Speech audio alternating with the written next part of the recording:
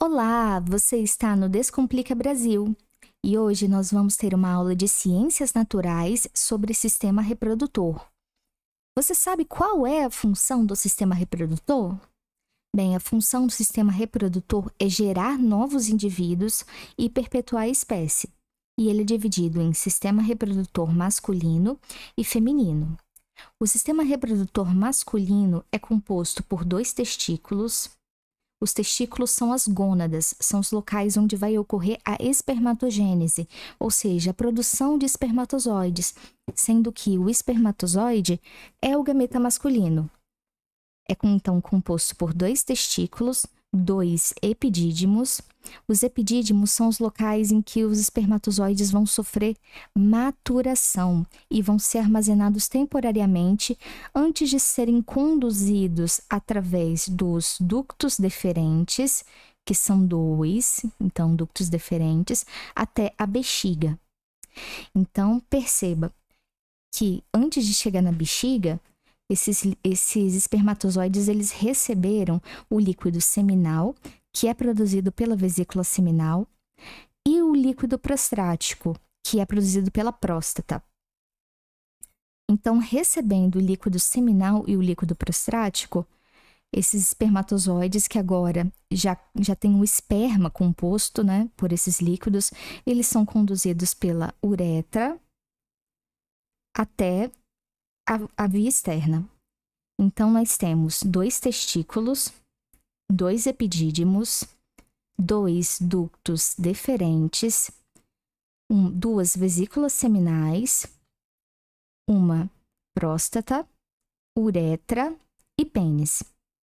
Beleza? Os testículos e o pênis são órgãos genitais externos, ou seja, eles ficam fora do corpo. Bem, eu queria falar um pouquinho sobre as vesículas seminais e sobre a próstata.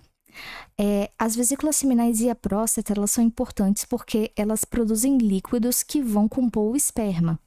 A vesícula seminal, ela produz um líquido nutritivo, ou seja, contém nutrientes que vão garantir a energia e a mobilidade, então, desses espermatozoides. E a próstata produz um líquido alcalino, ou seja, um líquido com pH básico e é importante para neutralizar a acidez vaginal.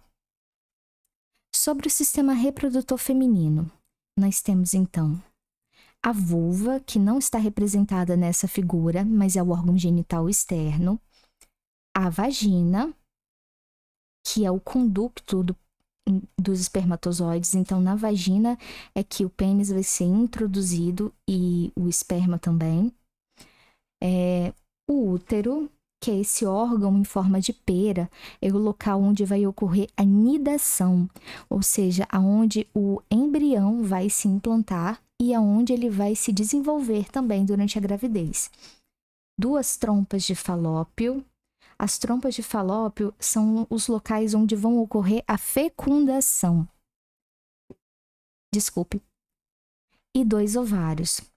Os ovários são as gônadas femininas, ou seja, são os órgãos onde vai ocorrer a oogênese, ou seja, a produção do oócito, que é o gameta feminino. Tanto o sistema reprodutor masculino quanto feminino, ele pode ser dividido em gônadas, vias genitais, órgãos genitais externos e glândulas anexas. No sexo masculino, as gônadas são os testículos. Eu já expliquei, mas o que seriam as gônadas? São os órgãos onde os gametas vão ser produzidos.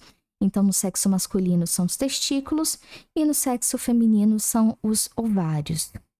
As vias genitais são os locais por onde os gametas vão passar antes de chegar no corpo feminino.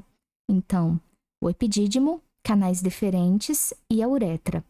No caso da mulher, as vias genitais são as trompas de falópio, o útero e a vagina. Órgãos genitais externos. No caso do homem, o escroto ou saco escrotal e o pênis. Então, nessa figura está representado aqui o pênis e o saco escrotal, que são órgãos externos ao corpo. E no caso da mulher, a vulva. A vulva, ela é composta por grandes lábios, pequenos lábios e o clitóris. Aí o clitóris, ele vai ter um prepúcio e uma glande. Todas essas partes aqui fazem parte da vulva, e a vulva é o órgão genital externo feminino. Além disso, existem as glândulas anexas. No caso do homem, são as vesículas seminais e a próstata, e a mulher não tem. Sobre o ciclo sexual masculino. O ciclo sexual masculino começa na puberdade. A puberdade é a idade do indivíduo em que ele já está apto a reproduzir. Então, durante a puberdade, são produzidos 2 hormônios hipofisários, o LH e o FSH.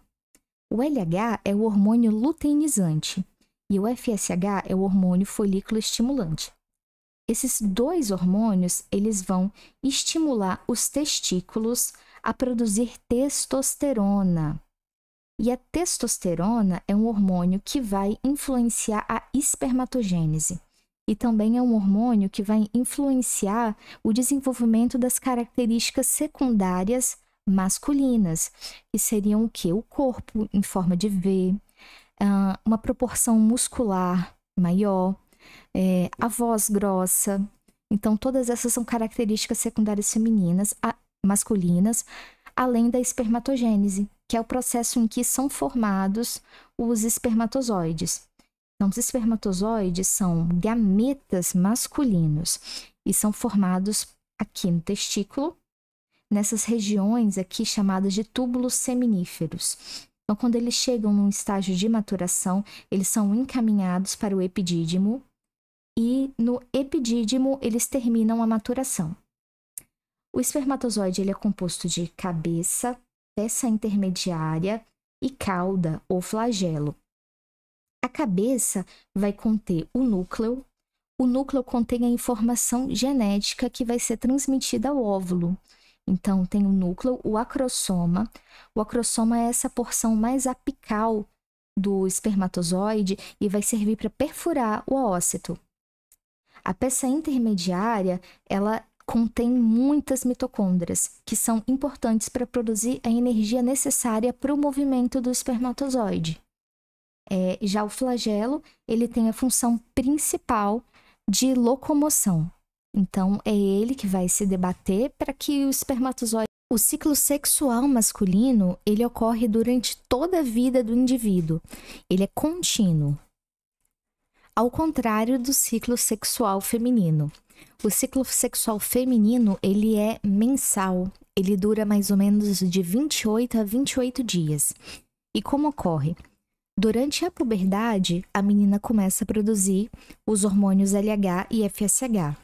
São o hormônio luteinizante e o hormônio folículo estimulante. Então, na puberdade, esses hormônios eles vão agir no ovário para que esse ovário complete um ciclo, que é chamado de ciclo ovárico. Nesse ciclo, o ovário vai produzir estrogênio e progesterona, que vai influenciar a oogênese, que é o processo que ocorre nos ovários e resulta na formação de ócitos. E o estrogênio e progesterona, que é produzido nos ovários, ele vai influenciar o chamado ciclo uterino, que é o ciclo em que o útero produz o endométrio, descama e perde esse endométrio. Então, na puberdade, esses 2 hormônios LH e FSH, eles vão estar relacionados com o ciclo ovárico e o ciclo ovárico vai influenciar o ciclo uterino. A mulher, durante a sua gestação, né, enquanto ela ainda está na gestação, ela produz um grande número de folículos, que são células que, à medida que o tempo passa, vão se desenvolver e formar um óvulo. Então, todo mês, um desses folículos, ele desenvolve-se e o óvulo é liberado. Esse processo é chamado de ovulação. Depois que o folículo libera o óvulo, ele se torna o corpo amarelo. Esse aqui é o corpo amarelo. O corpo amarelo, ele vai degenerando durante o ciclo ovárico. Então, o ciclo ovárico, ele é formado pelo seguinte: pelo desenvolvimento de um desses folículos, ovulação, produção, desenvolvimento e degeneração do corpo amarelo. Esse é o ciclo ovárico. Agora eu vou explicar para vocês a relação entre os hormônios, o ciclo ovárico e ciclo uterínico e as fases de cada um, beleza? Então, a mulher começa a produzir FSH e LH e isso estimula o desenvolvimento aqui dos folículos. Perceba que com o aumento da concentração de LH e FSH, também há um aumento gradual aqui do estrogênio e da progesterona, até que chega-se a um pico de LH e de FSH, e isso gera a ovulação. Essa fase em que o folículo está sendo desenvolvido é chamada de fase folicular. Depois que o ovócito ele é liberado, o ovócito é o gameta feminino, é formado o corpo lúteo. O corpo lúteo, ele produz progesterona e estrogênio. Então, vejam aqui que o estrogênio e a progesterona aqui estão altos. Isso é importante para regular a fase uterina. Aqui na fase uterina não, no ciclo uterino, a gente começa com a menstruação. Durante a menstruação, o folículo ele vai começar também o seu desenvolvimento. Depois, vamos para a fase proliferativa. Nessa fase, o folículo está produzindo estrogênio e progesterona. Então, na fase proliferativa, os vasos sanguíneos do endométrio são repostos. Então, aqueles vasos que foram embora na menstruação. E a fase secretora. A fase secretora, ela ocorre principalmente estimulada pela progesterona, que é produzida pelo corpo lúteo.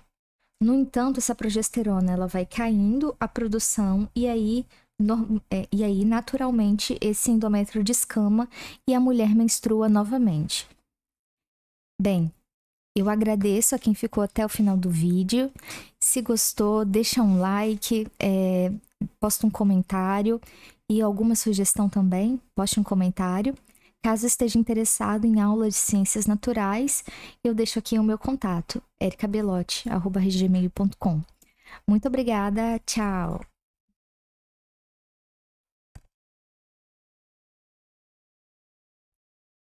Consegui.